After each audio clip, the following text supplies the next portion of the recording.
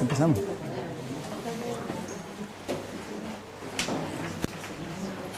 Bueno, muy buenas tardes. Muchas gracias por venir. Esta nutrida concurrencia que la verdad es que nos sorprende porque hablar de estrés hoy en día es algo muy importante. Años atrás hablábamos de estrés y parecía algo, bueno, sí, un poquito que sí te puede molestar, pero hoy en día sabemos perfectamente que el estrés tiene una repercusión directa sobre nuestro organismo. Y en ese sentido hay buenas noticias y hay malas noticias, ¿no? Las malas noticias son que si no sabemos controlarlo a tiempo puede impactar en nuestras células y puede realmente enfermarnos y mucho. Pero la buena noticia es que tenemos mecanismos para controlarlo y de eso se trata un poquito esta charla. Quiero agradecer a la Fundación Universitaria la posibilidad que nos brinda de estar aquí para compartir este momento y por supuesto a Hospitales San Roque, que siempre ha apoyado esta forma de ver la medicina, que no es solamente, no se limita solo a los fármacos, a la cirugía y a los distintos tratamientos biológicos que requieren muchas de las enfermedades. Pero claro, esas enfermedades, muchas de ellas, requieren esos tratamientos luego de un largo periodo en el cual muchas de ellas el estrés forma parte de la génesis. Entonces, cuando nosotros estamos hablando de estrés y cuando estamos controlándolo, lo que estamos haciendo es una muy buena prevención primaria. Eso sumado a los hábitos saludables que se entiende por la nutrición, el ejercicio, descansar, tiene un impacto también positivo en nuestras células y lo hace a través de la epigenética. Muchas de las enfermedades que nosotros padecemos no dependen de los genes, sino que dependen de lo epigenético, vale decir, lo que está por arriba de los genes. Y lo que está por arriba de los genes es lo que nosotros hacemos. Nosotros podemos modificar la expresión de esos genes. Y eso antes no se sabía. Pero el advenimiento de este siglo nos sorprende con que hoy conocemos completo el mapa genético, nuestro genoma. El genoma humano está perfectamente conocido. Y sabemos hoy en día que la cantidad de genes que tenemos se suponía que tenía que ser 150.000 para cada una de las reacciones químicas que hace el organismo. Sabemos que es de alrededor de 23 a 25.000, no más que el de otros animales invertebrados. Con lo cual hemos aprendido mucho al respecto y hay investigaciones en el sentido de que la expresión de esos genes y la división de los cromosomas se pueden estimular con muchas técnicas que tienen que ver con el control del estrés, por ejemplo. La meditación está hoy perfectamente comprobado, actúa a nivel de la telomerasa. Y por ese hecho hay investigadores que recibieron el premio Nobel, pero no hace tantos años, 2009, Elizabeth Blackburn, de Estocolmo, ¿sí? Entonces, sí es importante conocer esto, tiene importancia saber dónde están los límites, que no siempre es fácil. Por eso muchas veces, a lo largo de esta charla, irán viendo que lo bueno es más prevenir que curar. Es decir, tenemos que saber dónde está el límite de ese límite peligroso que hace que nuestro quehacer diario, la optimización de nuestras actividades, no empiece a jugarnos en contra. Porque si a lo largo del tiempo mantenemos esa rutina, como por ejemplo el estrés laboral, el estrés del estudiante, el estrés familiar, el acoso laboral, hay un montón de situaciones que cuando se mantienen en el tiempo recién impactan en la célula. No impactan inmediatamente. Entonces no nos damos cuenta. Lo que vamos haciendo día a día va a tener una consecuencia lejana, pero después de mucho. Esa es la buena noticia, que tenemos un amplio margen, un buffer que nos permite poder hacer acciones para que eso no suceda. Y cuando sucede, también tiene que formar parte el control del estrés de los tratamientos convencionales. De eso se trata, y en eso se basa mucho lo que nosotros hacemos, que es la medicina integrativa. Pero la medicina integrativa tiene varias ramas. Hoy nos vamos a dedicar solamente al estrés, que es bastante, tenemos mucho por hablar. Pero antes de entrar en la definición de estrés, yo quiero hacer un pequeño recorrido por lo que es la psiconeuroinmunoendocrinología. Ahora verán la definición, pero quiero decirles qué es lo que dice hoy en día la Sociedad Española de Oncología Médica. Es decir, eso no era posible pensarlo unos años atrás. Y hoy en día sí lo dicen.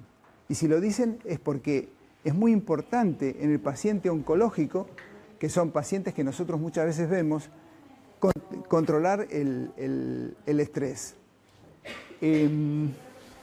A ver, muy bien. Bueno, vamos a comenzar. Muy bien, les quiero leer esto que oficialmente pueden ver en el portal de Info Saludable de la Sociedad Española de Oncología Médica. La psiconeuroinmunoendocrinología es un campo científico interdisciplinar que se dedica al estudio e investigación de los mecanismos de interacción y comunicación entre el cerebro, mente y conducta, y los sistemas responsables del mantenimiento homeostático del organismo, el sistema nervioso central y autónomo, el sistema inmunológico y el neuroendocrino, así como sus implicancias clínicas.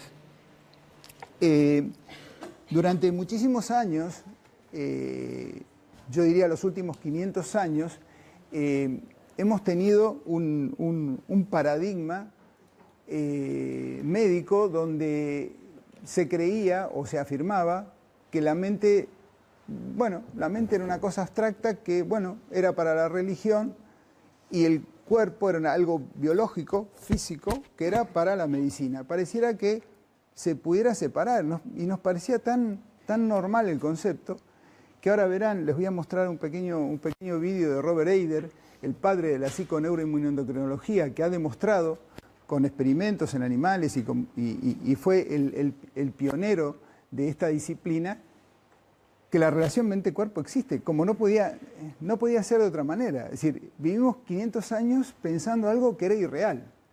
La mente no puede estar en una cajita por allá y mi cuerpo está por aquí. O como si yo pudiera ir con un globito por allí llevando mi mente. Tiene relación, y tiene relación con nuestras células. Lo que sale de aquí llega a las células. Y está perfectamente comprobado. La psiconeuroinmunoendocrinología debe proveer básicamente el conocimiento de la dinámica biológica, de la medicina humana y de las o técnicas médicas complementarias, y ofrece desarrollar nuevos modelos no lineales de salud. Esto unos años atrás no se decía, en oncología ni se pensaba. Y claro, ¿en qué se utiliza? Se utiliza todas estas técnicas de psiconeuroinmunoendocrinología en enfermedades donde el sistema inmunológico se ve involucrado, que es en la gran mayoría de las enfermedades crónicas, ¿no? Como por ejemplo las enfermedades autoinmunes, el HIV, el tratamiento y tolerancia a los trastornos psicopatológicos, depresión, dolor inflamatorio agudo y crónico, y facilitar, por supuesto, la adherencia al tratamiento activo oncológico y sus efectos secundarios. No olvidemos que un paciente oncológico realmente pasa por una catástrofe, al menos una catástrofe mental, porque muchas de las cuestiones han avanzado en el terreno biológico, pero nos queda la secuela mental, ¿no? Es decir, se puede afrontar un cáncer de mama con muy buena supervivencia hoy en día, pero por ejemplo, en el último Congreso de Chicago, la conferencia inaugural trató del miedo que le queda a la mujer a una recidiva o un posible desarrollo de otro cáncer.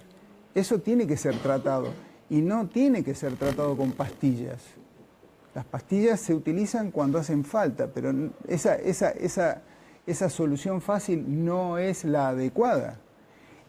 España tiene el triste récord de ser el país europeo que más psicofármacos consume. Y ahí eso merece hacer una profunda reflexión, porque más allá de que a veces querramos optar por el camino más fácil, hay un médico que prescribe el psicofármaco. Quiere decir que ese médico no prioriza otras opciones que tienen inmenso valor. Tienen inmenso valor. Y hoy en día vivimos cosas bastante irreales. Algunos médicos dicen que las terapias mente-cuerpo son las más peligrosas. ¿De dónde lo sacan? La verdad es que no lo sé. Porque si uno, aquí seguramente que tenemos gente universitaria que sabe qué es la búsqueda bibliográfica, en Cochrane, y el que haga una búsqueda bibliográfica en Medline y Cochrane se encontrará con la sorpresa de que hay metaanálisis donde aseguran categóricamente que las terapias mente-cuerpo tienen evidencia científica tipo 1A. ¿Qué es lo que le pasa a esos médicos que dicen que son las más peligrosas y que están en algunos colegios de médicos? Pues yo no lo sé. A lo mejor buscan en otro lado, digo yo, no sé. Pero lo importante es que tengamos el concepto de que los fármacos hay que usarlos, claro que sí. Yo estoy formado en una medicina muy convencional y porque hable de estas cosas no soy una persona rara, porque estamos diciendo que tienen base científica. Lo que les estaba leyendo es de la Sociedad Española de Oncología Médica. Si vemos qué es lo que pasa y ponemos medicina integrativa en los países desarrollados, como Estados Unidos, por ejemplo, hay 71 universidades que conforman un consorcio de salud y medicina integrativa donde están Harvard, el M. Anderson Cancer Center, el Sloan Kettering de Nueva York. Entonces, si eso pasa, será por algo. Será que alguien ha decidido o ha investigado de que todas estas cuestiones son importantes. Y aquí lo tenemos que decir, pareciera muchas veces que por la puerta de atrás. Pues no es así. Hay que decirlo a viva voz y hay que comunicarlo. Porque es muy importante que aprendamos, porque esto ya llega a la gente y eso es lo más importante. Y tenemos la bendición de tener todos estos medios de comunicación y las redes sociales y demás. Así que aprovechemos. Pues nada, seguimos. Como les decía, el profesor Robert Eder, en 1975, descubre, o digamos, acuña el término de psiconeuroinmunoendocrinología, donde con experimentos en animales y luego en confirmaciones clínicas, descubre categóricamente que la unión entre la psiquis, el cerebro, el sistema endocrino y el sistema inmune son indivisibles, interactúan y se complementan. Y cuando se afecta a uno, por defecto se afectan los demás. Quiero mostrarles un pequeño vídeo con la historia de Robert Eder, un verdadero pionero, donde muchos creían que estaba loco, por supuesto, y verán que no es así. Ha ocurrido algo extraordinario. Los científicos han comenzado a medir lo que parecía imposible. ¿Cómo nuestros pensamientos pueden llegar a afectar a las células? Los nuevos descubrimientos han puesto en tela de juicio conocimientos tradicionales que afirman que la mente no forma parte de las defensas del organismo. Descubrimientos llevados a cabo por casualidad, no porque hayan sido planeados, que están creando un nuevo campo importante en la investigación médica, en la psiconeuroinmunología.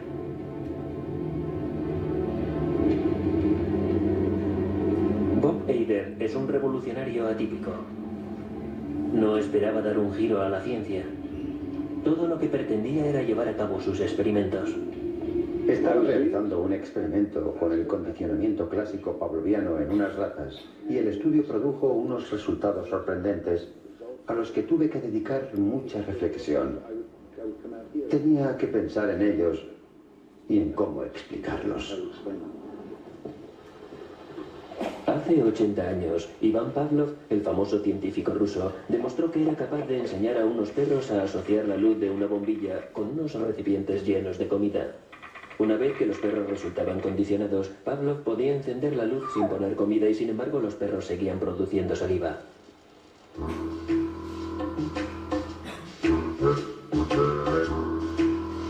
En 1975, Bob Eider proporcionó a sus ratas agua dulce que les encantaba.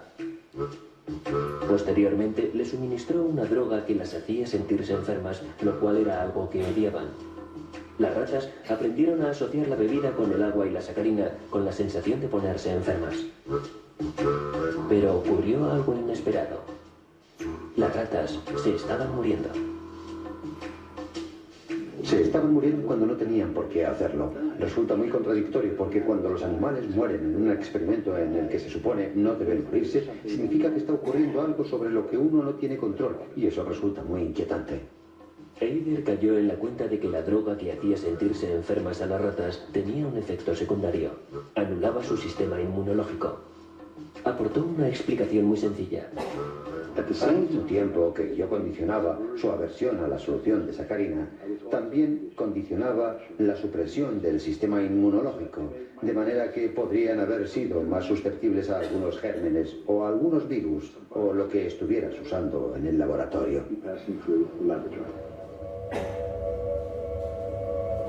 La teoría de Eider implicaba que, de alguna manera, la mente de las ratas estaba influyendo en sus propios sistemas inmunológicos. Aquella solución tenía mucho sentido, y desgraciadamente también desafiaba a décadas de tradición médica y a las pruebas del laboratorio.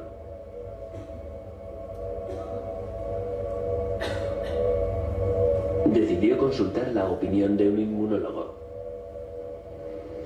Recuerdo claramente cuando Bob acudió a mi despacho. Me explicó su especie de rompecabezas. Había estado llevando a cabo un experimento en el que las ratas se morían y proponía que tenía que haber un componente inmunológico en aquellas muertes. Así que decidió que yo era la persona adecuada con la que tenía que hablar. Como inmunólogo, yo sabía lo que todos mis colegas saben. El sistema inmunológico podía causar aquello en un recipiente donde hubiese un cultivo. No tenía por qué ser el cuerpo. Lo que Bob afirmaba era que si fuera en el cuerpo, que es donde normalmente vive, podría estar controlado por el cerebro o por la mente. Juntos, Bob Eider y Nick Cohen diseñaron la repetición de un experimento. El resultado confirmó que el sistema inmunológico podría estar condicionado por la mente. Muchas gracias. Un aplauso de cortesía, pero en otros lugares su descubrimiento fue saludado con un recibimiento hostil. Los inconvenientes que ofrecían los hechos no encajaban con la teoría convencional. Aunque el público estaba muy dispuesto a aceptar esos estudios y los que siguieron después, mis colegas expertos en inmunología se mostraron mucho menos entusiastas. Pensaron que Eider y Cohen estaban locos, ya que sus descubrimientos afirmaban que el cerebro de alguna manera era capaz de producir un estado de supresión inmunológica por sí mismo, y fue considerado una pura herejía.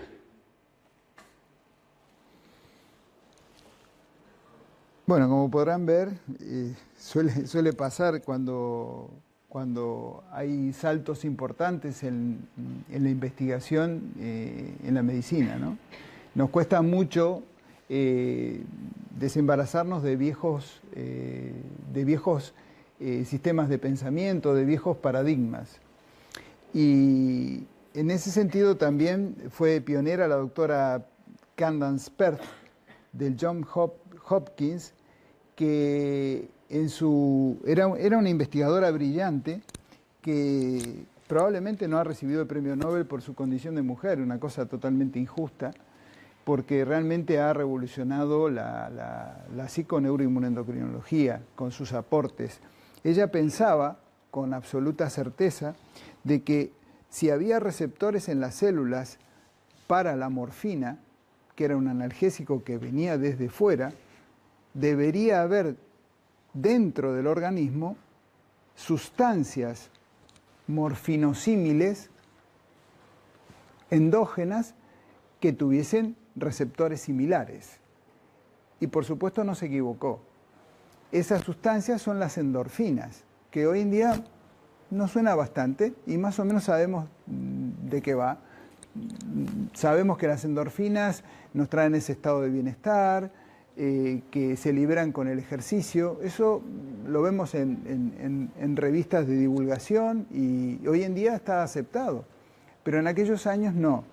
Y por eso supuso una importante. Y la aportación de los neuropéptidos son uniones peptídicas de aminoácidos de cadena muy corta, de 2 aminoácidos, que se liberan con cada pensamiento que tenemos nosotros, con cada uno, porque entre las sinapsis se generan esos neuropéptidos y la diferencia entre las proteínas y los neuropéptidos es que son muy cortos, porque tienen que ir a velocidad extrema y se interconectan con todo el organismo, se interconectan con el sistema inmune, se interconectan con el sistema nervioso y hay un diálogo, un feedback de ida y vuelta entre lo que es el sistema inmune, el sistema nervioso, nuestro corazón y el cerebro. Eso sucede en milésimas, pero milésimas de segundo. Y esa fue la aportación de Candace Pert. Ella fue autora de un libro que se los recomiendo, que es Moléculas de Emoción, donde ahora les voy a mostrar un poquito cómo funciona esto de los neuropéptidos. Cuando nosotros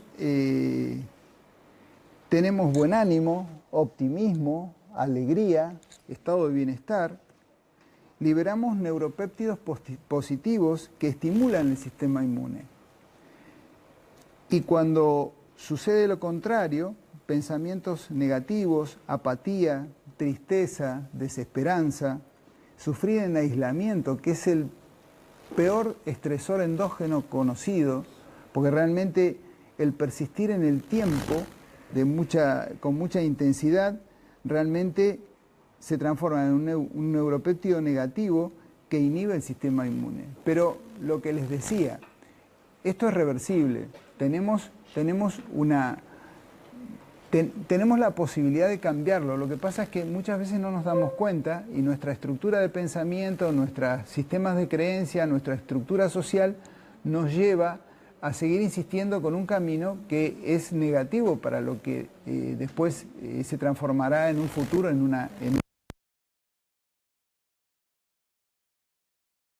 el control desde la conciencia, estar muy despiertos para saber qué nos pasa en cada momento y tomar decisiones, porque por acción o por omisión siempre las tomamos, siempre. No hacer no significa no tomar decisiones, estamos tomando la decisión. A veces ese no hacer, ir hacia adelante, es el camino que nos termina llevando a una enfermedad. Entre otras cuestiones, también hay factores genéticos, pero por ejemplo, para que tengan una idea, en cáncer, la carga genética, esto es de muchas otras variables que tienen mucho que ver con... El 60% de los cánceres se podrían evitar si nos mantenemos activos, comemos adecuadamente, no tenemos sobrepeso y no fumamos. 60%. Es una cifra muy alta, ¿eh? Y todo eso depende de lo que nosotros, de lo que nosotros hagamos, la decisión que tomemos. Entonces, vamos a definir técnicamente qué es el estrés. Podemos considerar el estrés como un proceso que se pone en marcha cuando una persona percibe una situación o acontecimiento como amenazante o desbordante de sus recursos. A menudo los hechos que lo ponen en marcha son los que están relacionados con cambios, exigen del individuo un sobreesfuerzo y por tanto ponen en peligro su bienestar personal. ¿Cómo puede ser que nosotros Ahora vamos a ver bien la explicación. Con un cambio importante, pongamos en marcha el mecanismo de huida o ataque o defensa, que es el normal que tiene un reptil. Reptil vive muy simple, come, se alimenta, duerme, y si lo quieren atacar, escapa o ataca. Es muy simple, es un animal muy simple. De verdad que imagino que no se estresan mucho. Imagino que no se estresan mucho, pero esa parte reptiliana también la tenemos. Ahora lo vamos a ver. Pero ¿cómo puede suceder que, por ejemplo, una mudanza, un cambio de trabajo, un ascenso laboral, el nacimiento de un niño, la pérdida de un ser querido, un fracaso matrimonial, un jefe de aquellos que nadie quiere tener, un trabajo muy demandante, pueda hacer que entremos en estrés? Lo vamos a ver ahora porque no tenemos un cerebro, tenemos tres.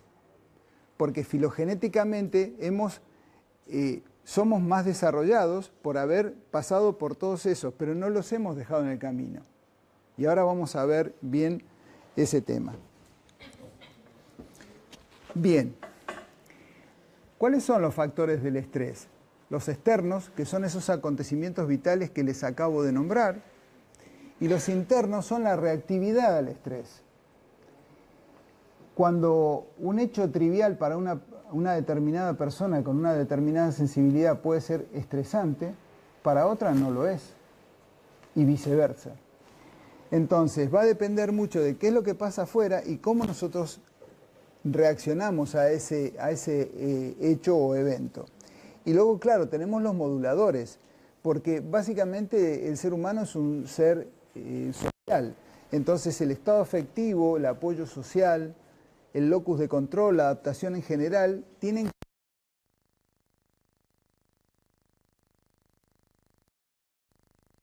el estresor. Un psicópata no se estresa porque no le importa nada, le da igual todo. Es más, para un psicópata el fin justifica los medios. El paradigma es Hitler. No le importaba nada de nada. Él quería hacer tal cosa y ya está. Ese tipo de personas no se estresan. ¿Sí? Vale.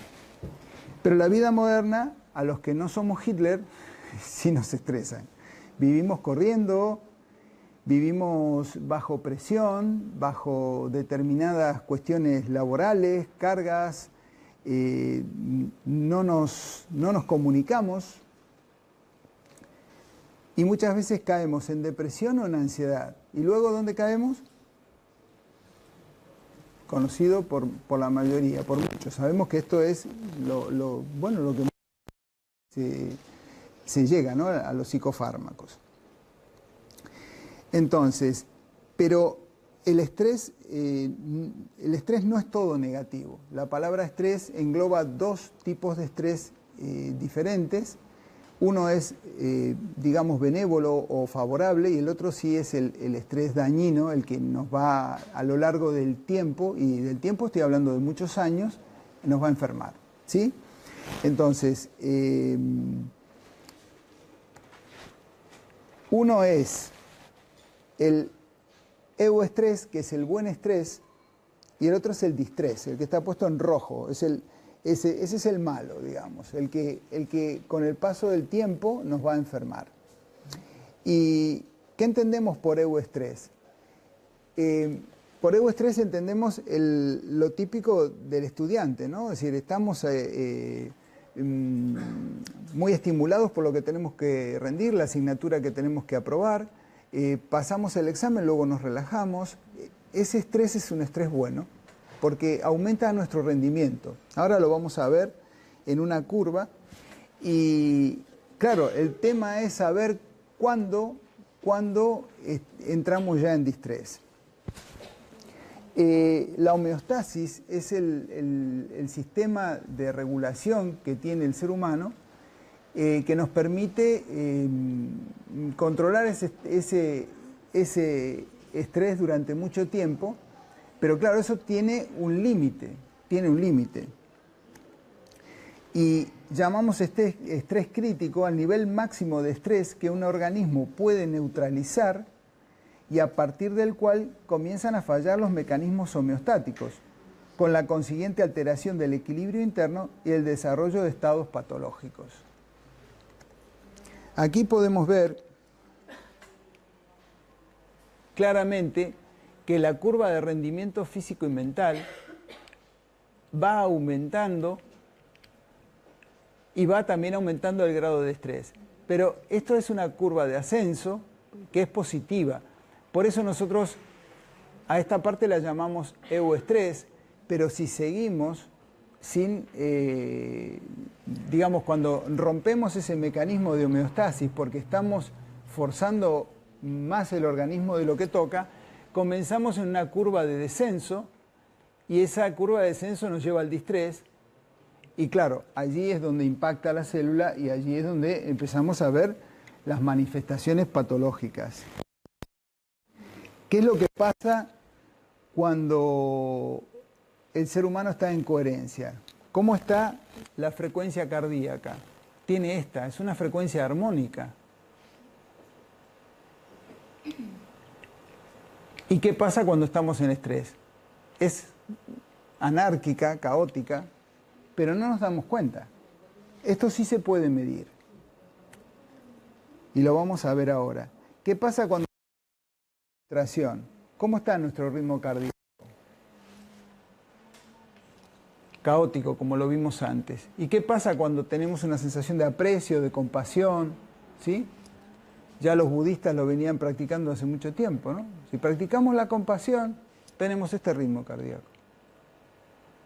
Y se puede ver, lo vamos a hacer aquí, con un voluntario estresado. Bueno, vamos a pasar ahora a no hay ninguno, ¿verdad? No, seguro que no hay ninguno. Bueno, va. Vamos a hablar de nuestros tres cerebros, que forman parte de nuestra estructura porque evolutivamente así los tenemos, ¿no? No nos podemos deshacer de ellos. Este más bajo es el cerebro reptiliano, ¿sí? Que es el mesencéfalo y el diencéfalo. Aquí están todas las funciones neurovegetativas y autónomas. Gracias a ese cerebro respiramos y no nos damos cuenta. Gracias a ese cerebro nuestro corazón late y no nos enteramos. A no ser que estemos con mucha taquicardia. Pero sabemos que estamos vivos. Es gracias a ese cerebro. Ese cerebro simple, pero ese es el que gatilla toda la huida o lucha o huida según lo que nosotros podamos ver. Hay cosas concretas que si hay un movimiento de tierra, si hay una posibilidad de que este edificio se derrumbe, probablemente todos salgamos hacia afuera y nuestro corazón se acelerará, la adrenalina de nuestro cuerpo estará a 1000, estaremos con más sudoración, pero porque tenemos que salvar la vida. Pero normalmente no nos sucede eso. No obstante, ese mismo mecanismo se pone en manifiesto desde aquí, pero viene de la interpretación de esto y de esto. Esta parte que le sigue al cerebro mamífero, al cerebro reptiliano, es el paleomamífero. Este es el que nos pone al mismo nivel que los mamíferos, como puede ser un perro, una ballena, un caballo, ¿sí? Eso lo tenemos. Y eso está en el sistema límbico, ¿sí? Pero fuera de todo esto viene algo que sí nos hace diferentes a los mamíferos. Este es el cerebro neomamífero o neocórtex. Y eso es lo que nos puede ser la fuente con la interpretación de los problemas y de las emociones. En el sistema límbico es donde radican las emociones, pero con el sistema del neocórtex nosotros interpretamos esas emociones y al interpretarlas le damos una carga Y según la carga que le demos, podemos activar esa zona gatillo, que está en una zona muy pequeñita que se llama amígdala, ¿sí? Y ahora verán cómo funciona esto. Quiero que vean lo siguiente.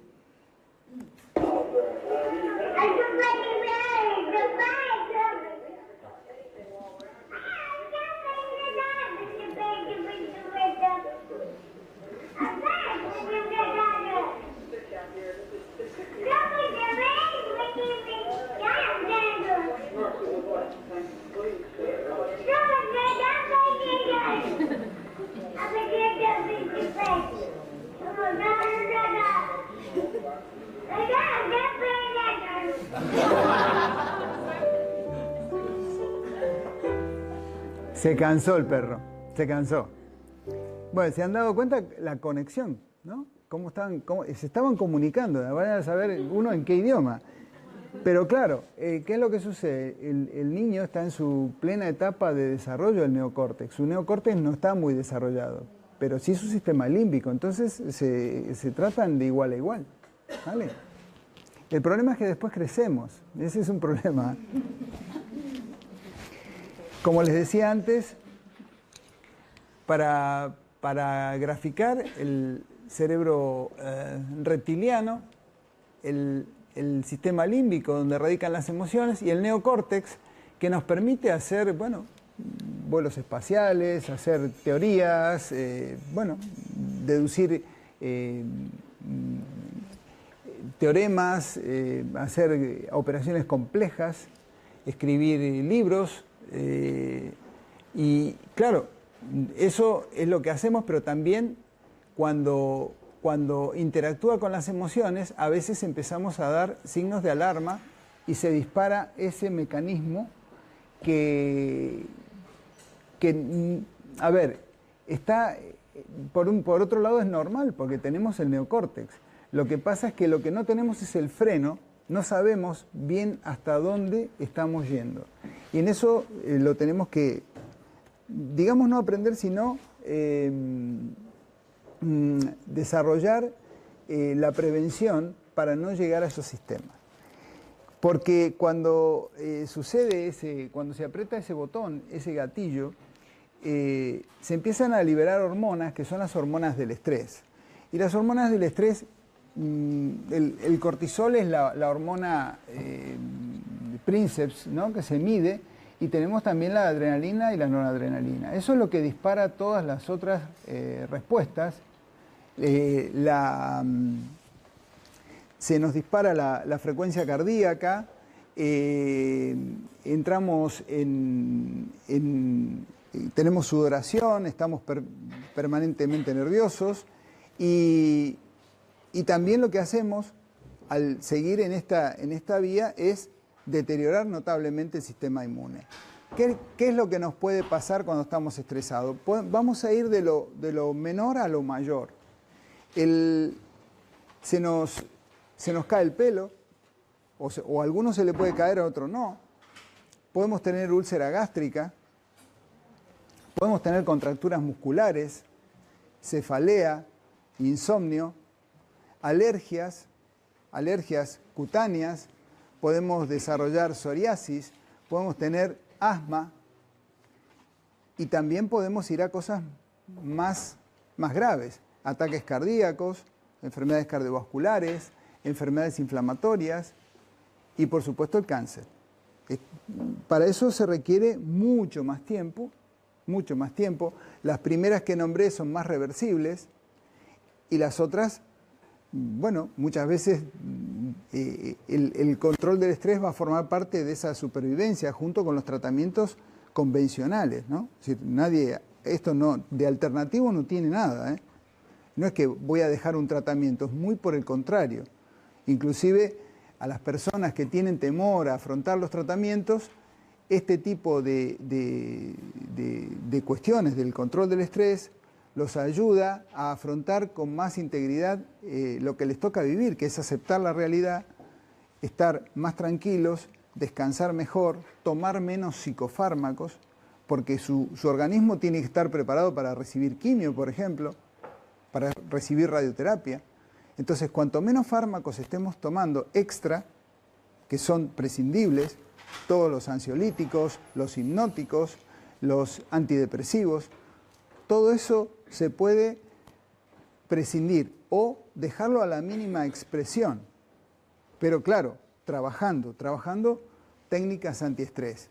Y por supuesto, la nutrición, el ejercicio físico y la consulta con su médico, ¿no? Eso está clarísimo.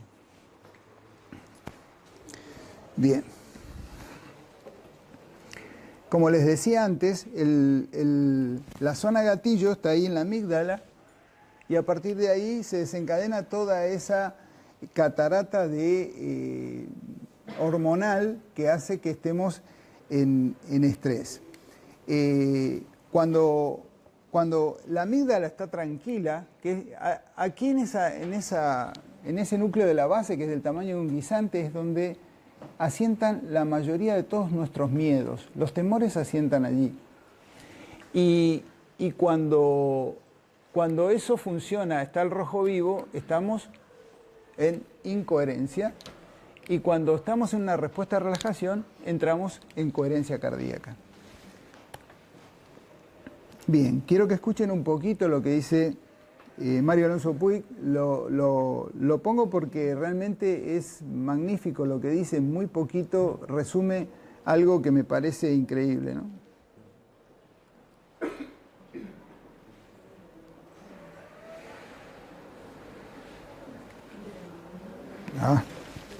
Perdón.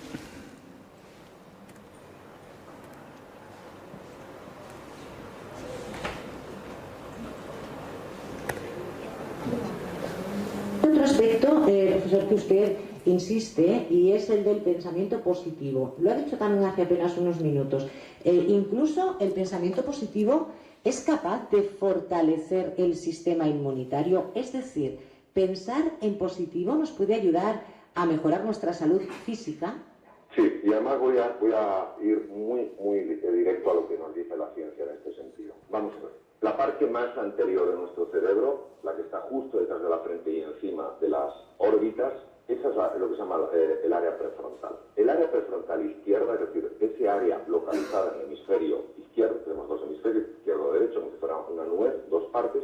Esa parte, el área prefrontal del hemisferio izquierdo, es la base de las emociones positivas.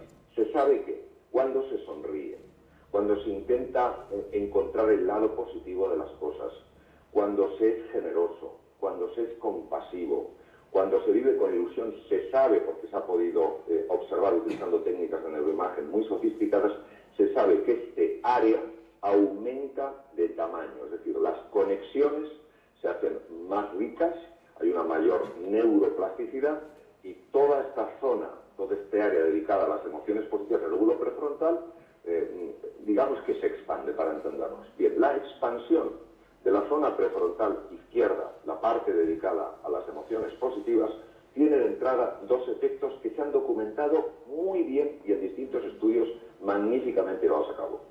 La primera es una reducción del miedo. Cuando se fortalece esta zona, hay un fascículo que se llama el fascículo uncinado, que conecta la zona prefrontal con los núcleos amigdalinos del cerebro, que es donde se genera el miedo, y ejercen una actividad inhibitoria, es decir, reducen la actividad de la amígdala, es decir, reducen nuestro miedo. Esto es fundamental cuando nos hacemos frente a la incertidumbre, cuando nos hacemos frente a la ambigüedad y al cambio. Es decir, vivimos mucho menos asustados, es decir, mucho más confiados. Esto es un efecto muy importante a nivel mental. Pero es que también se ha demostrado que la activación de esta zona prefrontal izquierda estimula el sistema inmunológico, el sistema de defensa. Los leucocitos, los linfocitos, es decir, todas aquellas células que nos protegen frente a agresiones por bacterias, por virus y por tumores. Es decir, no cabe duda hoy en base a la ciencia más moderna que existe, que tener una actitud positiva en la vida, a pesar de la dificultad, a pesar de los obstáculos, favorece que tengamos confianza porque reduce físicamente nuestro miedo y además potencia nuestra salud porque amplifica la función del sistema inmunológico. Me queda una última pregunta. Hemos hablado de reflexión, hemos hablado de pensamiento positivo y de cómo esto puede cambiar nuestro entorno e incluso pues hacer que nuestra incertidumbre y nuestro miedo se vaya desvaneciendo. Usted habla mucho de sonreír y de sonreír a nosotros mismos y a los demás como una clave para una comunicación positiva. Pero cuando una persona está triste y realmente no le nace esa sonrisa, ¿qué se puede hacer? ¿Cuál sería su consejo para esas personas que ahora mismo nos escuchan y dicen, si es que yo era una persona alegre, pero desde hace un tiempo no sé qué me pasa, me han superado los problemas o la situación en la que me encuentro, yo quisiera sonreír, pero no sé cómo hacerlo? Entiendo perfectamente a las personas que digan esto, porque tiene todo el sentido del mundo. No es fácil sonreír cuando las cosas no están saliendo bien. No es fácil sonreír cuando uno está teniendo dificultades, se están encontrando con grandes obstáculos. Lo que les diría es lo siguiente: hagan lo que puedan con lo que les quede. Es decir, posiblemente en este momento no pueden hacer lo que se llama la sonrisa auténtica de Duchet, que es la sonrisa cuando una persona está verdaderamente alegre, pero que hagan todo lo posible para mover su cara en el sentido de esbozar una sonrisa. El cerebro humano está extraordinariamente conectado con la musculatura facial, con la musculatura de la cara. Los estados de tristeza, los estados de desesperanza son estados mentales y su núcleo, su base estructural, su base física es el cerebro humano. Cuando el cerebro humano recibe una información distinta, una información de que las cosas están bien o están mejorando, él mismo, de forma refleja, va cambiando su propio estado emocional.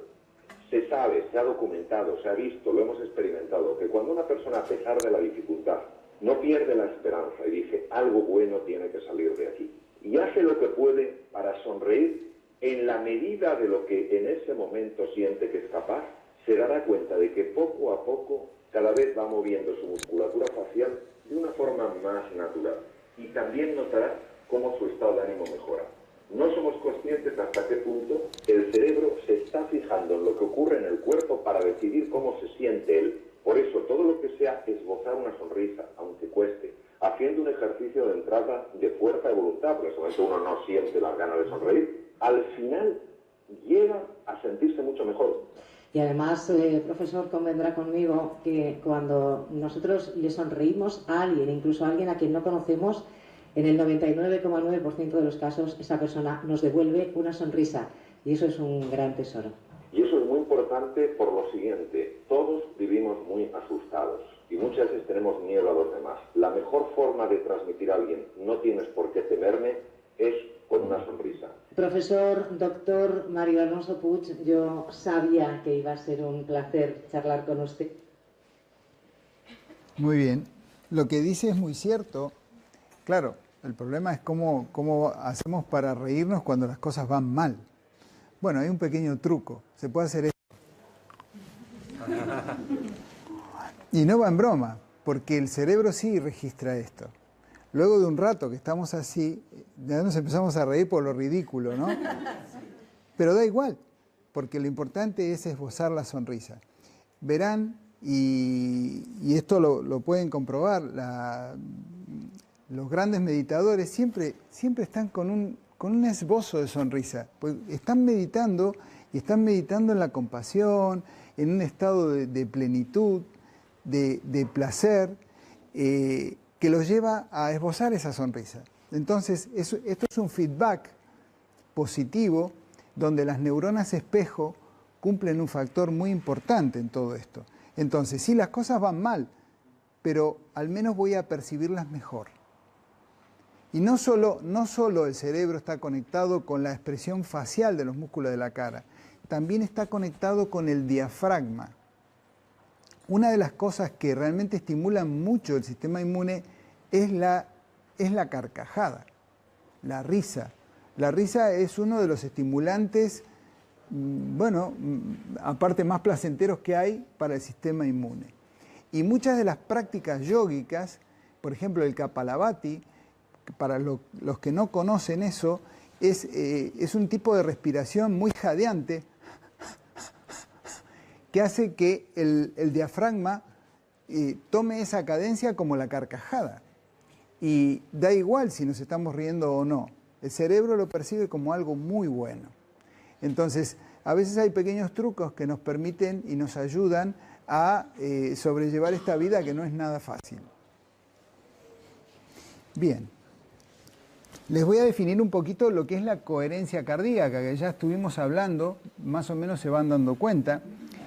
La coherencia cardíaca es un novedoso método de biofeedback que correlaciona el estado emocional y la ansiedad de la persona sana o enferma mediante la variabilidad de su frecuencia cardíaca. Para ello se trabaja con un software mediante el cual se puede convertir la frecuencia cardíaca en porcentajes de baja, media o alta coherencia mediante modelos objetivos medibles. Así pues, la coherencia cardíaca entraña un valor diagnóstico y terapéutico en el afrontamiento del estrés y en el estado de armonía de la persona.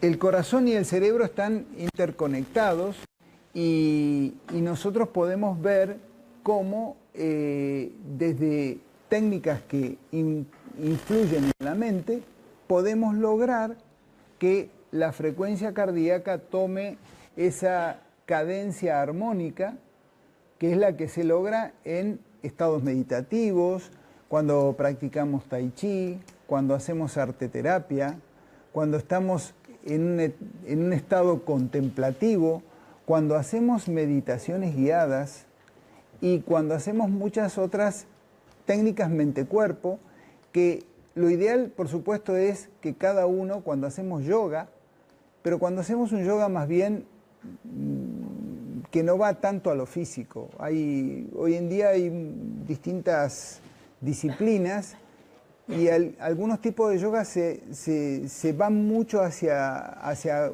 como si fuese una actividad de gimnasio. Cuanto más muscular es nuestra actividad en el yoga, menos repercusión tiene a nivel mente-cuerpo. Y por supuesto el otro extremo, donde estamos en forma estática y no nos movemos. Lo ideal, pero también lo ideal es probar qué es lo que a nosotros nos va bien. No todo el mundo puede hacer tai chi, no todo el mundo puede meditar, pero sí lo que la mayoría de la gente puede hacer es tener meditaciones guiadas, como vamos a hacer hoy aquí. Lo vamos a experimentar todos, porque eso no requiere ningún esfuerzo, simplemente requiere estar relajado, estar en conexión, cerrar los ojos y escuchar. Y también vamos a ver cómo podemos medir la respuesta de esa meditación guiada. Esa respuesta de la meditación guiada es la misma que tenemos haciendo todas las cosas que acabo de nombrar. Cuando hacemos yoga, cuando meditamos, cuando hacemos tai chi, cuando hacemos arteterapia, musicoterapia.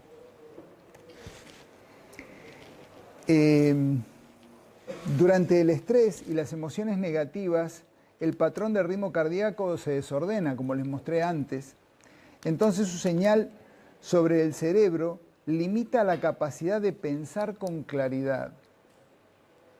Recordar, aprender, razonar, tomar decisiones, proporcionando en cambio los actos impulsivos e imprudentes que toman bajo el efecto del estrés o de la agresividad. Cuando estamos hipercansados, que estamos tratando de estudiar y no avanzamos ni un renglón, cuando nos vamos a descansar al día siguiente estamos mucho mejor. Bueno, en el sueño ocurrieron procesos de reparación del sistema inmune, nuestras ondas cerebrales realmente están donde tienen que estar, se cumplen las 4 fases del sueño y nos volvemos a regenerar. Entonces, es decir, que el patrón de ritmo cardíaco no solo produce beneficios sobre el funcionamiento de los órganos y sistemas biológicos, sino que además afecta la percepción, el pensamiento, el sentimiento y la función mental. Los patrones estables y coherentes facilitan la función cognitiva y refuerzan los sentimientos positivos y la estabilidad emocional. Tenemos básicamente 4 ondas cerebrales. Las ondas beta, que son unas ondas que van de 14 a 30 hercios, son las que estamos teniendo ahora. Si tuviéramos un electroencefalograma puesto, tanto yo como ustedes que estamos interactuando, estamos en ondas beta. Pero también cuando estamos muy estresados, estamos en ondas beta. Por eso el electroencefalograma no nos alcanza para terminar de discernir cuándo estamos estresados o no. Y las ondas delta, que son las de menos amplitud, de 0,1 a 4 hercios, son las que tenemos cuando estamos en el sueño profundo, ¿sí? Nos quedan las ondas alfa y las ondas teta. Las ondas alfa son las que oscilan entre 8 y 14 hercios, son las que se producen cuando llegamos cansados a casa y de pronto nos recostamos en esa especie de vigilia y no vigilia, y estamos contemplando por la ventana y estamos en la nada y divagando. Ese es un estado alfa.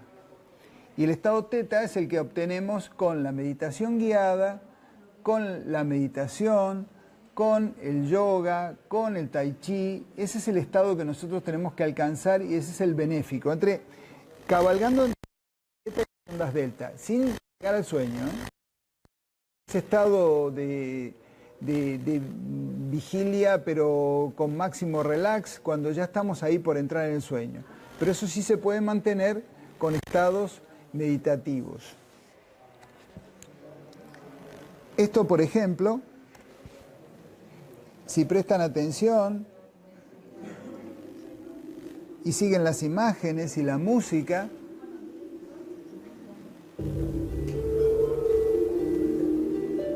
estarán experimentando el estado alfa. Déjense llevar por los colores, la armonía, la cámara lenta, que nos permite apreciar todos los detalles.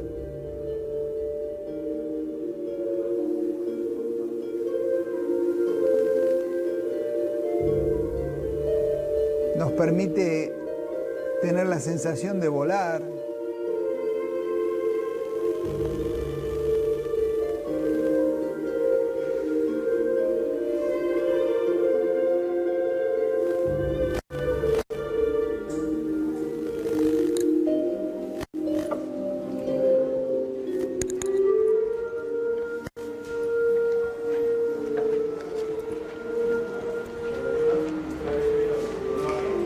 ¿Podríamos apagar las luces? Gracias.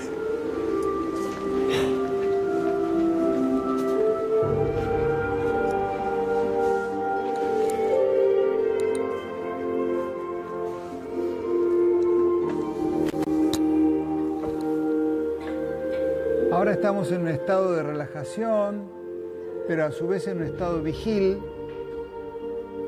Estamos disfrutando las imágenes y la música.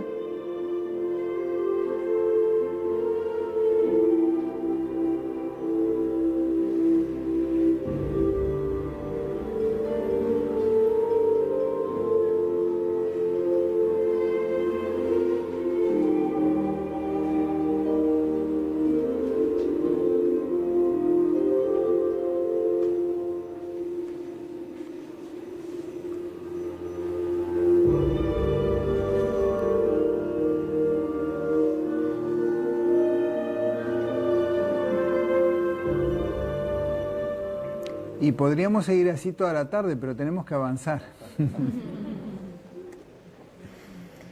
Bueno, ahora sí viene el voluntario. El voluntario tiene que ser voluntario. Mira, salió sola, pues si no la iba a elegir yo, claro. Vente para aquí. Mira, vamos a ver, necesitamos... Alexis, déjame esta silla, así la... Bueno, ven para aquí. Tú, siéntate aquí, al lado mío. Bueno, ahora vamos a conectarle un sensor en el lóbulo de su oreja. ¿Te puedes quitar el pendiente, por fin? Ese sensor, vamos a ver ahora lo que les mostraba de la coherencia cardíaca, pues lo vamos a ver en vivo. ¿Estamos nerviosos? Sí. A ver, a ver, a ver. Todos preparativos. A ver.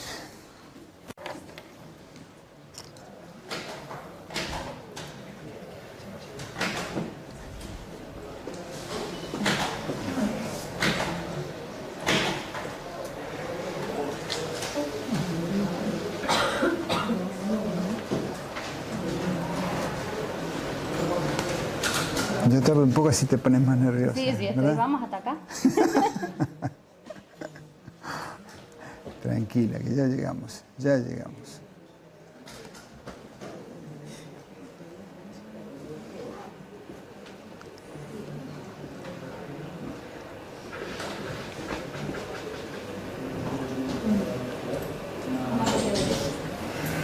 Muy bien.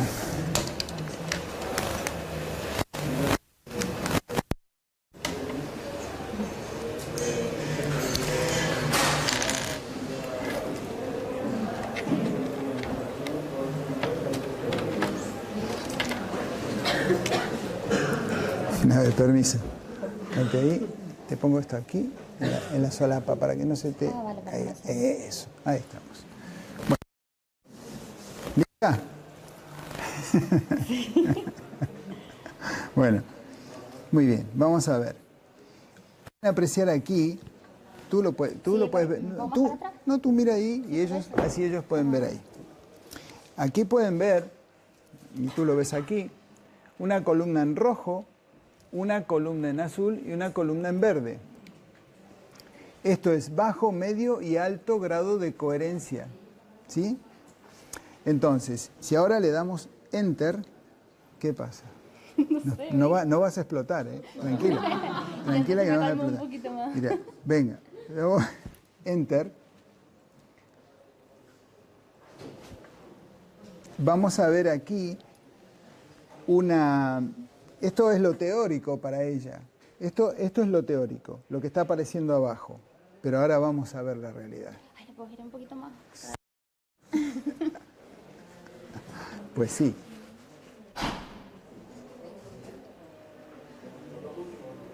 Esta es la realidad. 100% de incoherencia. ¿Te parece? ¿A ti te parece? Es normal.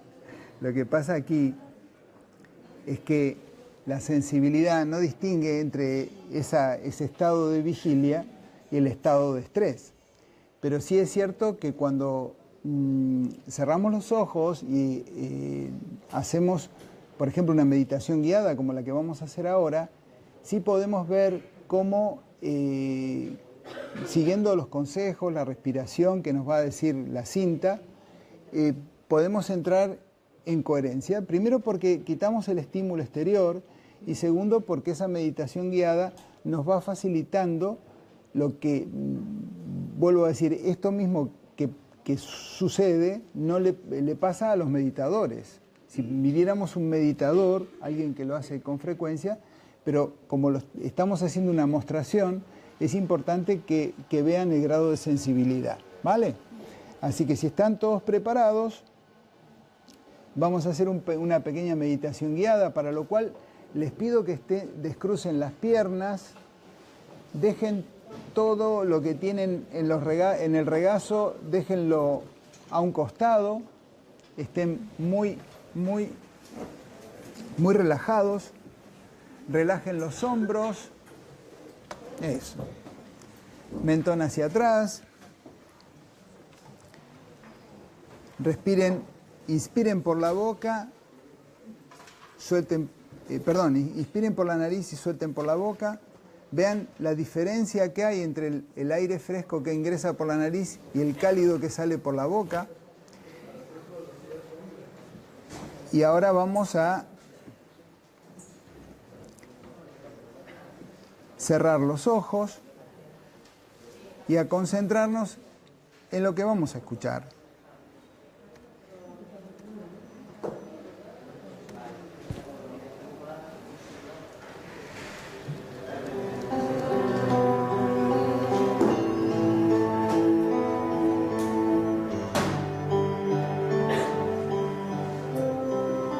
Inspira larga, lenta y profundamente.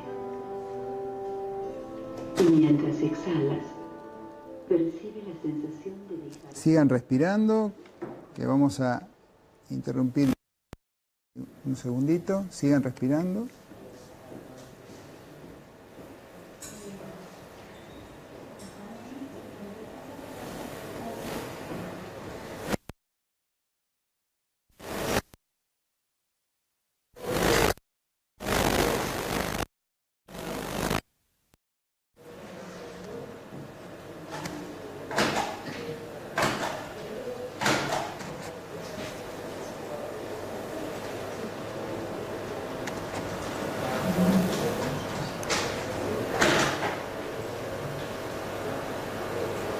Seguimos inspirando por la nariz, soltando el aire caliente por la boca.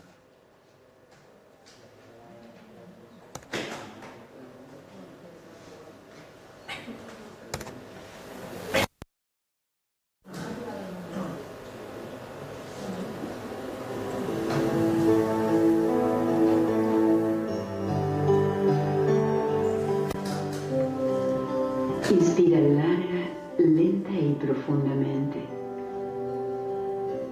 Y mientras exhalas, percibe la sensación de dejarte ir total y completamente.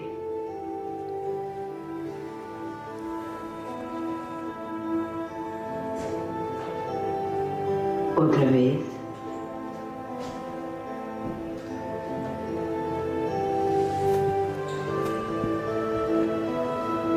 Te haces consciente de que en este momento del tiempo no necesitas ir a otro lugar. No tienes que hacer ninguna otra cosa y no existe ningún problema que debas resolver.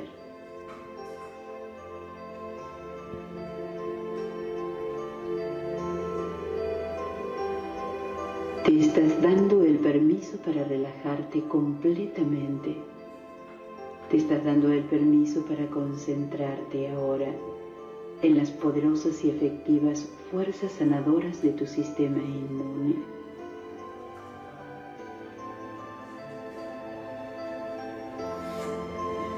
Tu mente y tu sistema nervioso ahora serán activados en forma voluntaria y consciente, aflojándote más,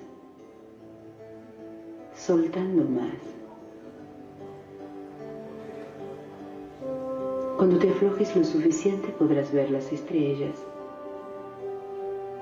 Cuando te calmes lo suficiente podrás escuchar los murmullos más ínfimos. Cuando invites a tu cuerpo a relajarse total y completamente y haya paz, podrás ordenar a los niveles más profundos de tu interior que sintonicen imágenes de salud y bienestar, fortaleciendo tu sistema natural de defensas.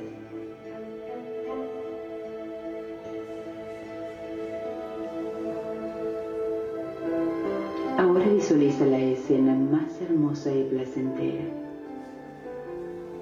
Imagina un lugar que represente para ti paz, tranquilidad y seguridad. Quizás un lugar de la naturaleza. Entonces la imagen quedará enfocada. Camina por ese lugar. Usa todos tus sentidos internos. Estás sintiendo y experimentando con todos tus sentidos ahora.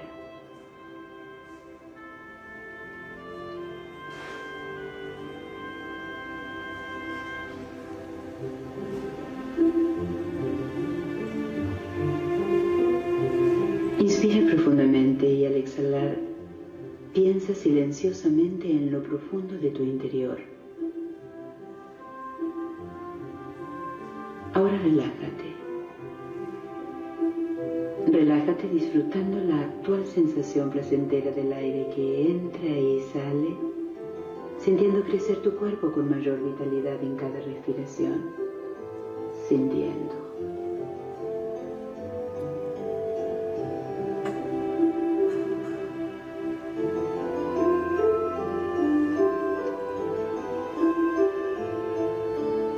Inspirando y exhalando lentamente.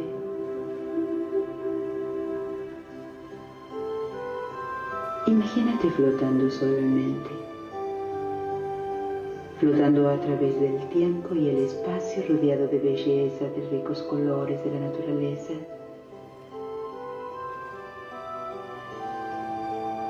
Inspirando y exhalando.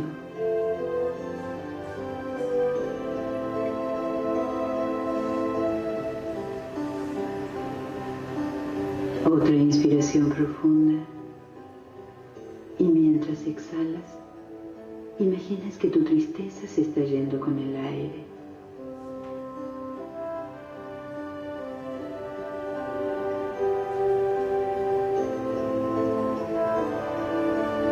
Relajándote, soltándote.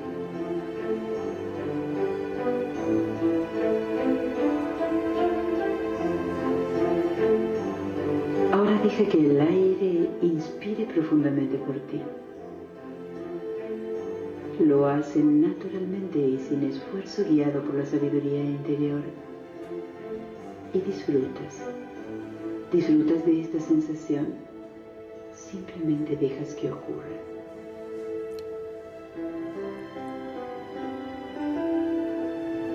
Bien. Ahora contaré de 10 a 0, permitiéndote respirar más profundamente relajado. Permitiendo que tu mente se concentre cada vez más.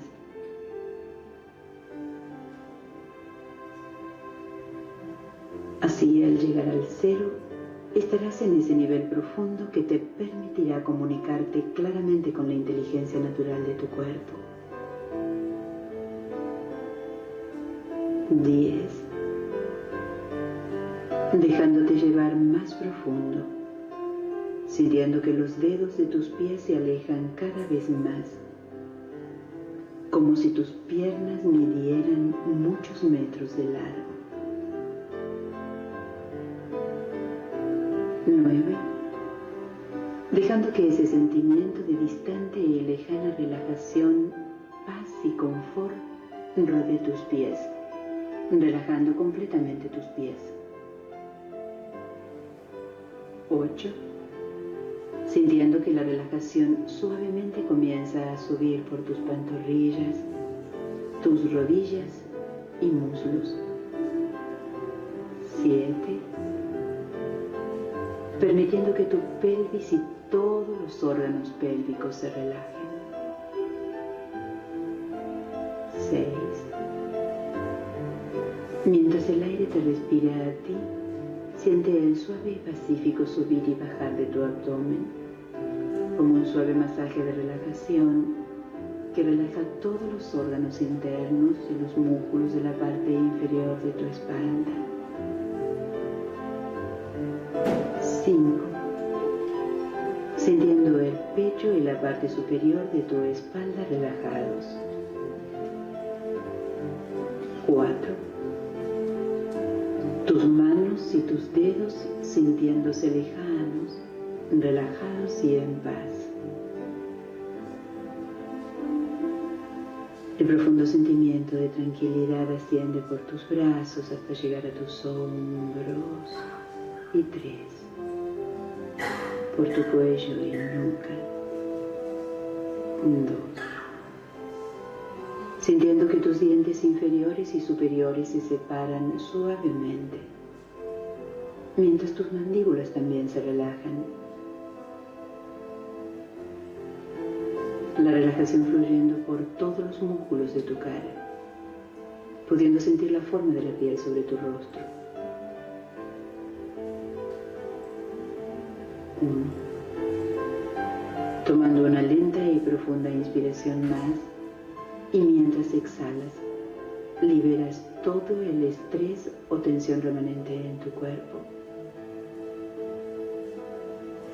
0.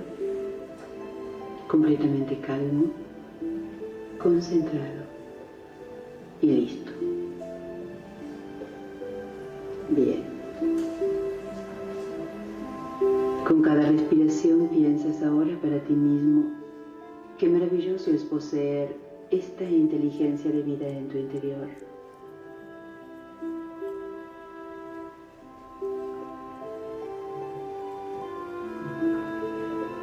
El movimiento de tu corazón, la natural digestión del alimento.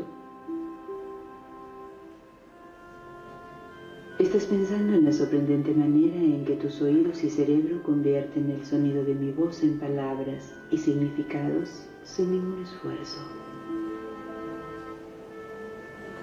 Estás tomando conciencia de la inteligencia de vida en tu interior.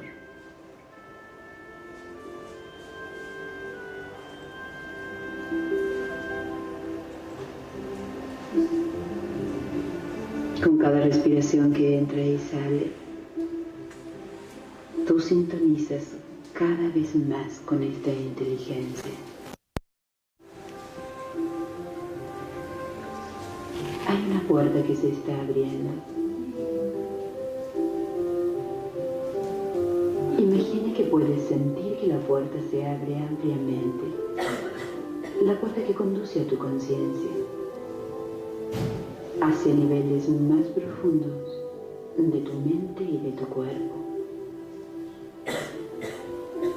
Siente que esta puerta se está abriendo cada vez más, abriéndose cada vez más ampliamente con cada subida y bajada sin esfuerzo de tu pecho.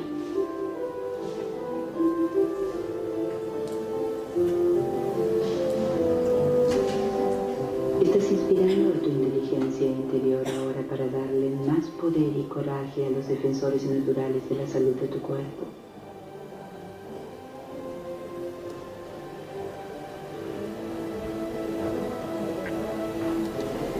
Tu sistema nervioso e inmune están siendo guiados por una profunda y extensa sabiduría. Ellos saben cuándo y cómo purificar tu cuerpo de gérmenes, células y asesinos potencialmente dañinos y cómo mantenerte sano y energizado.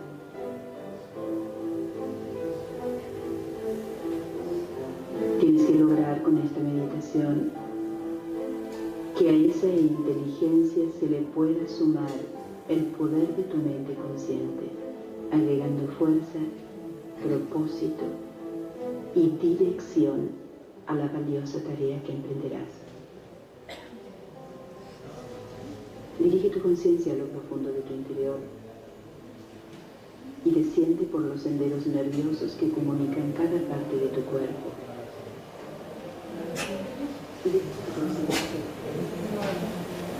Seguimos concentrándonos en la respiración.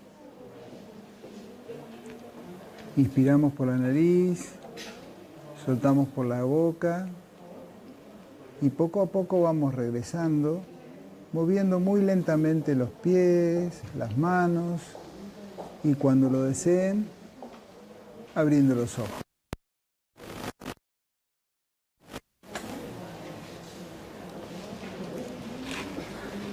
Muy bien, vamos a ver ahora qué resultado tenemos. ¿Cómo es tu nombre? Raquel. Raquel, vamos a ver. Recuerdan que cuando comenzamos Raquel tenía un 100% de rojo. A lo largo de estos minutos, esta no es la circunstancia ideal porque es un entorno muy iluminado, hay sonido, no es la situación ideal. No obstante ello, concentrándose en lo que estaba escuchando, Raquel logró un 67% de coherencia sumado a un 22%, ¿sí? O sea que solamente un 11%, ha bajado a un 11%. Realmente es una muy buena respuesta. No quiere decir que todos y cada uno de ustedes tengan la misma respuesta, porque es cierto que el lidiar con los pensamientos no es fácil, pero sí es cierto que probablemente todos hayan tenido una respuesta adecuada, ¿sí? No lo puedo decir porque tendríamos que tener un sensor para cada uno de ustedes. Pero esta es una forma objetiva de mostrarles de que sí se puede medir el control del estrés. Si nosotros hacemos este tipo de meditación o otro tipo, o yoga o tai chi, llevado de la mano de alguien que realmente sepa lo que hace, pues la verdad es que el beneficio se nota. Y hay trabajos que así lo dicen, ¿no? O sea, bajamos los niveles de cortisol, estamos en un estado óptimo para volver a recargar energía, ¿no? Esto es realmente muy importante para el día a día de nuestras vidas, ¿sí? Esto mucho tiene que ver con la longevidad. La longevidad tiene que ver con la actividad de la telomerasa, como les decía antes. Entonces, si invertimos en eso, invertimos en longevidad. ¿Cuánto? Bueno, pues probablemente lo más que pueda dar nuestras capacidades, nuestra estructura, nuestra genética. Estaremos sacando el máximo provecho a nuestras vidas. Entonces, vamos a seguir. Si tú quieres te puedes quedar ahí, sin problema. Bien, seguimos con lo que estábamos diciendo. Vamos a ver.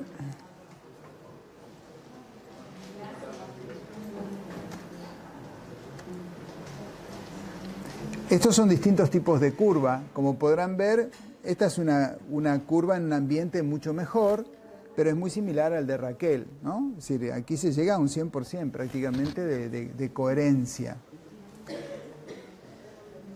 Esta es otra, bueno, es una curva aceptable, pero luego vemos que hay gente que es más difícil de conectar.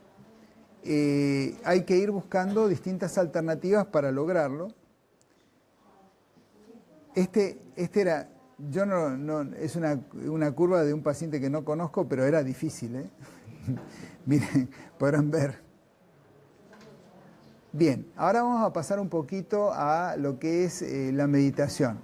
No esta meditación guiada, sino la meditación que hacemos con la ayuda de alguien que nos enseña, ¿no? Es decir, puede ser la meditación vipassana, puede ser... La meditación no es nada más, simplificando mucho, que un ejercicio de concentración, de llevar nuestra atención a algo. Ese algo, ¿qué puede ser? La llama de una vela, puede ser nuestra propia respiración, puede ser un mantra, puede ser la compasión, puede ser la nada, como la meditación zen, o la meditación vipassana, que lo que nos hace es aceptar todo lo que está pasando, en todo momento. Y hay diferentes niveles en vipassana. No hace falta ser un experto en eso, porque hoy en día tenemos la herramienta del mindfulness, que ahora vamos a ver de qué se trata para los que no conocen. El mindfulness se puede resumir con el nombre de Anapanasati, que es el primer paso de la meditación vipassana. Pero no necesitamos hacer meditación vipassana para los que no pueden hacerlo o los que no se nos da, sino que el mindfulness no es una técnica, sino un estado.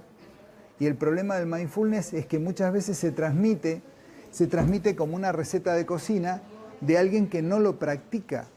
Entonces difícilmente el que recibe la enseñanza tenga la experiencia necesaria para decir que realmente lo está haciendo. ¿Me entendieron el concepto, verdad? Bien. Entonces, aquí vemos, por ejemplo, los cambios cerebrales que se producen antes y después de 10 minutos de meditación. Estos son imágenes de resonancia magnética. Vemos, hay muchas técnicas que nos ayudan. El Satanama viene de Kundalini Yoga y realmente es muy bueno, Lo utilizamos con los pacientes y realmente da muy buenos resultados. Aquí podemos ver monjes budistas con electroencefalogramas y con las imágenes que se ven en la resonancia magnética dinámica, en las tomografías y las ondas cerebrales. Este es el cerebro del doctor Luis González de Rivera, un gran amigo, psiquiatra, que como es un gran meditador decidió poner su propia cabeza dentro del resonador y bueno, gentileza me ha cedido la diapo para mostrarla. El mindfulness Aquí pueden ver, se van a recordar la imagen del perro con el niño. El perro está viendo lo que está pasando. Ven la escena, el landscape. Está viendo qué es lo que está pasando y está atendiendo a eso solo. El señor que lo pasea está pensando en 4.000 cosas. En el teléfono, en el chico, la cuenta que tiene que pagar, el coche que no sé qué. Bueno, un montón de cosas. Entonces, mindfulness se puede hacer mindfulness fregando la loza, pero tenemos que estar fregando la loza. ¿Sí? Nothing else. Nada más. Bueno, para eso se entrena, para eso se puede entrenar. ¿Vale? Bien. Aquí tenemos a nuestro gran amigo Alejandro Choul. Bueno, aquí tengo un problema técnico, pero vamos a controlar el estrés, ¿no? ¿Tú qué dices? A ver, nuestro gran amigo Alejandro Choul, con el cual nos entrenamos, él es el encargado de mente-cuerpo del M.D. Anderson Cancer Center de Houston y vino 5 años aquí a Las Palmas de Gran Canaria, con el cual tuvimos el honor y el gusto de conocer todas estas prácticas del yoga tibetano de la tradición Bon, que están en el Tíbet desde hace 15.000 años. Es decir, al interiorizarme en todas estas disciplinas y culturas, la pregunta más profunda que tengo es que ¿cómo sabían ellos eso que hoy la ciencia convalida? Pasaron 15.000 años para que alguien diga, bueno, esto es así. Pues si no, parecía todo algo, no sé, todo esotérico o raro. Y sin embargo ya lo sabían, hace 15.000 años. Entonces, eso es lo que practicamos dentro de muchas cosas con nuestros pacientes oncológicos. Yo sigo con dificultades técnicas, pero ustedes no se preocupen. Sí, sí puede ya. A ver esto, ¿cómo es esto? ¿Qué es lo que le pasa a esto? A ver.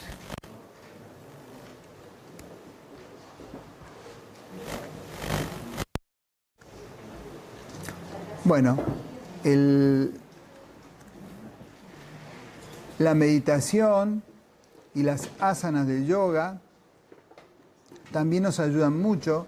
Cuando intervenimos con pacientes, no utilizamos un yoga muy físico, ni mucho menos. Utilizamos muchas técnicas que vienen de estas técnicas ancestrales, ¿no? Donde concentramos mucho lo que es la respiración, asanas muy suaves, mucha relajación, mantras, sonidos curativos que ponen una vibración especial y nos ponen en armonía. Distintas posturas de relajación que ayudan muchísimo a estimular el sistema inmune. Arteterapia. Arteterapia realmente es muy importante en los pacientes que sufren estrés, que sufren enfermedades psiquiátricas, en pacientes que están en proceso de cáncer, porque ayudan muchísimo no solamente a combatir el estrés, sino a, de alguna manera, gestionar las emociones, expresando esas emociones en lenguaje no verbal, ¿sí? El plasmar en un lienzo o en una acuarela, con la ayuda del terapeuta, ahí estamos expresando cosas que a nivel verbal no sabemos cómo, pero a veces encontramos el llanto, un llanto sanador, un llanto que nos pone en contacto con nuestra realidad, y eso tiene un arma terapéutica muy importante. De hecho, se utiliza mucho en el M.D. Anderson Cancer Center, en el Sloan Kettering de Nueva York, y nosotros también lo usamos con los pacientes realmente con muy buena respuesta. Luego, la musicoterapia para nosotros es fundamental, es muy importante. La música está, por ejemplo, aprender a tocar un instrumento musical en los niños es algo fantástico porque estimula la neuroplasticidad, las conexiones neuronales, las neuronas espejo. interpretar un instrumento musical enciende todas las áreas corticales y basales del cerebro. Es una actividad realmente muy compleja y en los niños por debajo de 7 años que aprenden a interpretar un instrumento musical, hasta puede llegar a aumentar el coeficiente intelectual hasta 10 puntos. Realmente es algo muy importante y el trabajarlo con los pacientes también. Realmente es muy importante. Bien. El Tai Chi, aquí vamos a ver ahora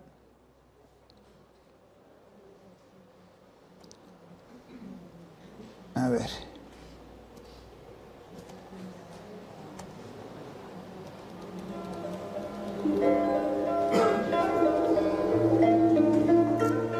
Al maestro Li haciendo Tai Chi. Yo no lo hago tan bien.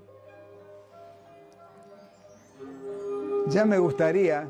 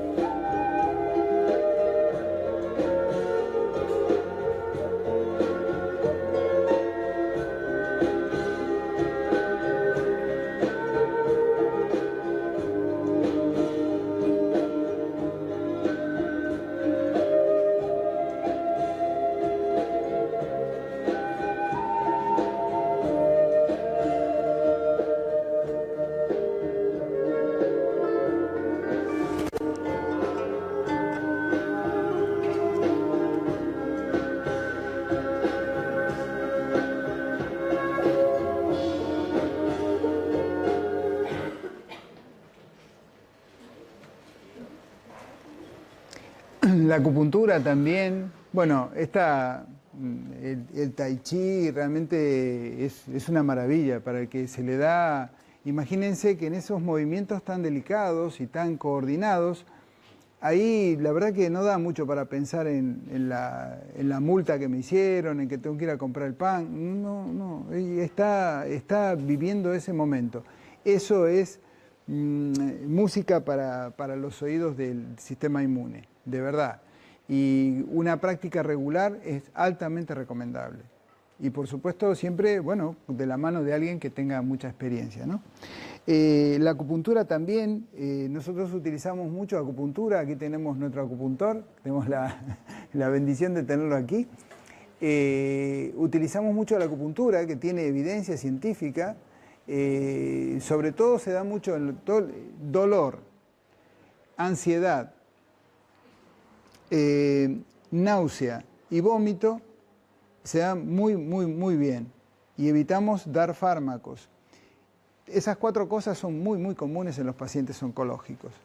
Entonces realmente lo utilizamos.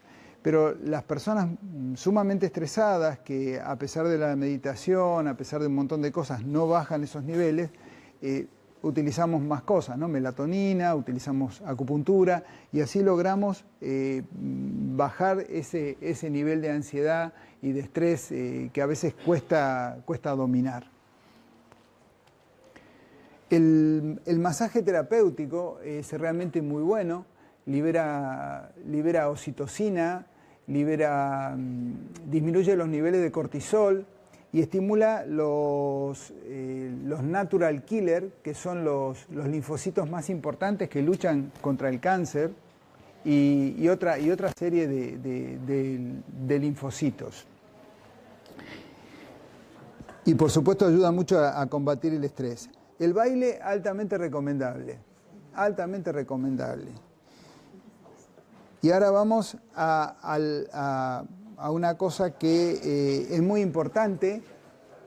Presten atención a esto. Esto es algo que sucedió y que hay que tener en cuenta.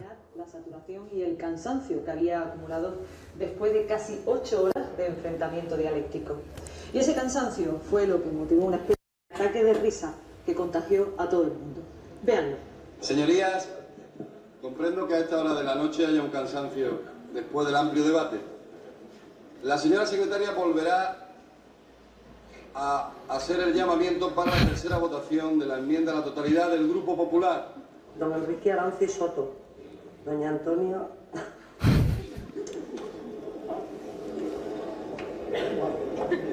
Señorías, silencio, por favor. Señorías, si la secretaria primera se considera indispuesta, puede ser...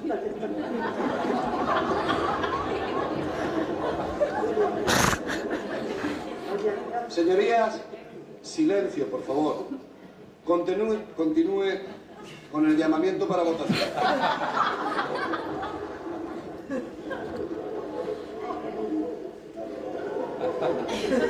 Señorías, silencio, el secretario segundo.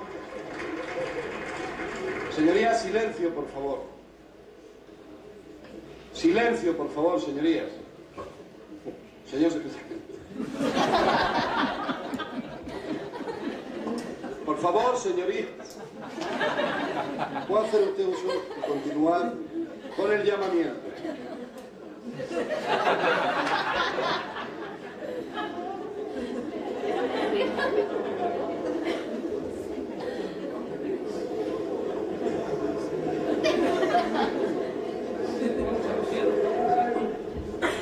Señorías, silencio, por favor. Silencio, señorías. Señor Santaella, puede seguir usted llamando a los diputados para ejercer la tercera votación. Juan Vicente.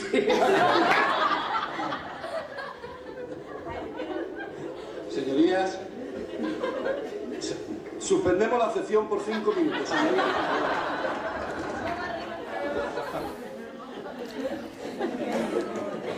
Bueno, los políticos son como son, pero la verdad es que las sesiones son muy largas y también están sometidos a estrés. Esto que ha sucedido es la respuesta fisiológica del organismo a muchas horas. Esos debates que son kilométricos, pues muchas veces nos pasa en el trabajo, es una respuesta magnífica. El sistema inmune lo agradece muchísimo. Así que bueno, vamos a ver. Bueno, y nosotros hacemos muchas cosas para combatir el estrés. De hecho, este fin de semana vamos a hacer un retiro de detox que empieza mañana. Los que tengan ganas se pueden apuntar, alguna plaza todavía queda, y lo haremos en Las Tederas. Los que no conocen, queda en Santa Lucía, es un entorno realmente precioso. Yo no he ido todavía, pero mañana voy a ir y me lo voy a pasar en grande.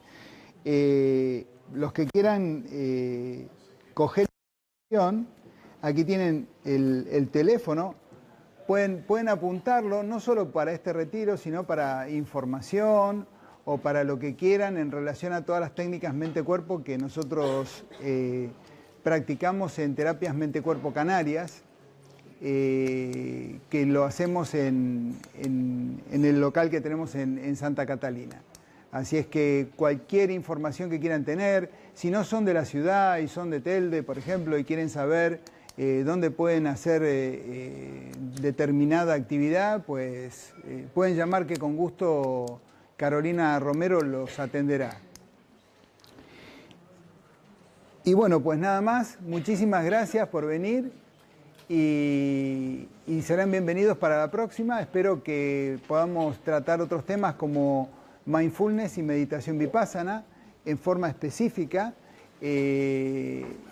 dado que la afluencia ha sido muy buena y ha quedado gente en lista de espera, y bueno, la verdad que tenemos que tratar de satisfacer esta demanda. Así que muchísimas, pero muchísimas gracias.